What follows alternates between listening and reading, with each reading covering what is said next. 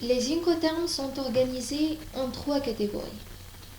La catégorie des incoterms dite vente au départ, la catégorie des incoterms de vente à l'arrivée et la 3e catégorie, on a un seul incoterm. Il s'appelle DAF. Il est ni dans la catégorie de vente au départ, ni dans la catégorie de vente à l'arrivée. Donc celui, il fait une catégorie. C'est quoi DAF?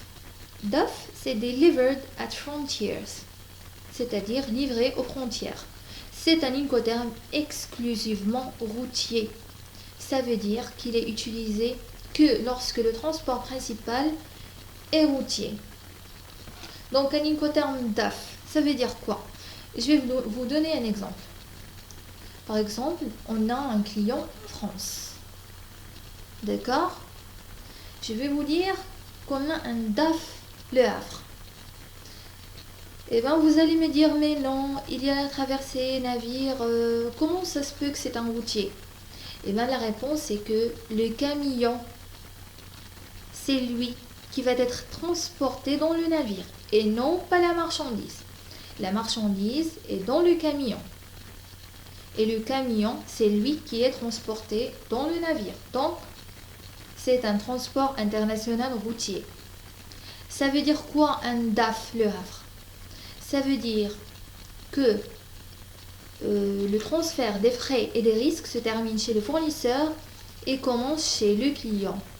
Le camion semi-remorque, il va se désatteler, le tracteur repartira et la semi-remorque sera attelée par un tracteur français du client qui va faire la traction.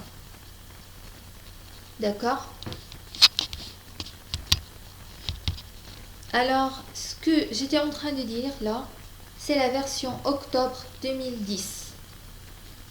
La Chambre de commerce internationale a fait une mise à jour des incoterms à cette date-là. Pourquoi elle a fait la mise à jour? C'est parce qu'à chaque fois, qu'est-ce qu'il fait? Il regarde l'évolution du marché et il voit le monde entier. Est-ce que les incoterms sont beaucoup utilisés ou pas? Pour ceux qui sont très peu utilisés, on les annule et il y en a des situations où il n'y a pas d'incoterms, on les crée. Donc, ils ont annulé certaines incoterms et ils ont créé d'autres.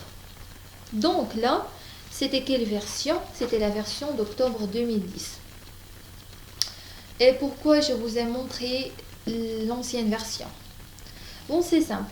J'ai voulu vous montrer la version 2010 parce que dans l'entreprise, vous pouvez trouver un contrat signé avec un ancien client.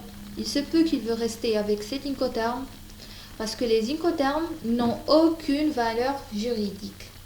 Et c'est pas parce que le CCI les a supprimés que j'ai pas le droit de les utiliser. Non, c'est juste parce que c'est un langage. D'accord? Donc, après le octobre 2010, voilà ce qui s'est passé. Il n'y en a plus 3 catégories, il n'y en a que 2. Alors retenez bien ça. Il n'y en a pas 3 catégories, il y en a juste 2. Qu'est-ce qui a sauté d'après vous? Ce qui a sauté, c'est le DAF. Donc, et des 3 catégories, il en découle 4 familles d'incoterms.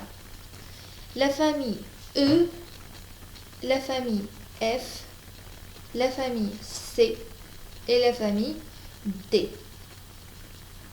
Donc, catégorie vente au départ, on a famille E, famille F et famille C. Et la famille vente à l'arrivée, anciennement on avait 4 et actuellement on a 3. D'accord? Et on va voir et étudier chaque incoterm, ses spécificités, dans les vidéos qui vont suivre.